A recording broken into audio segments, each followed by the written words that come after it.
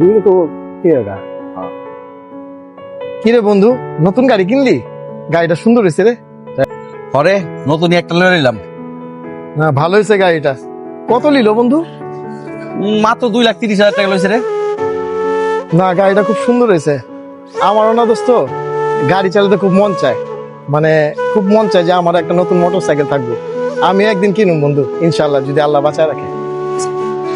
তুই কিনবি motor cycle, আর বেটা কোনোদিন তো তুই সাইকেলও চালাস নাই কা। আগে তোর বাপের এরকম একটা সাইকেল কিনে দিতে, আগে সাইকেল প্র্যাকটিস করবি, তারপর এলা সিরিয়ালে এলা মোটর সাইকেলে আসবি।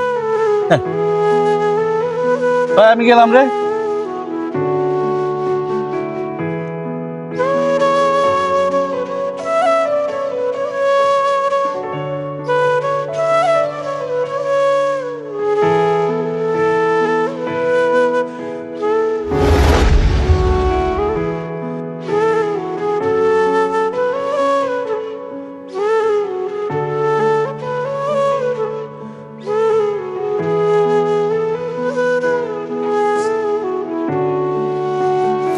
ভাই, আপনি কে?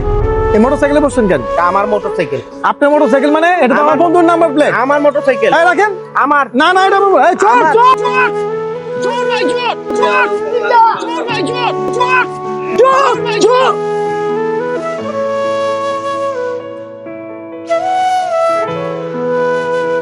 মামা, ধরতে পারলাম না, চোরটা গেল গেলে মামা।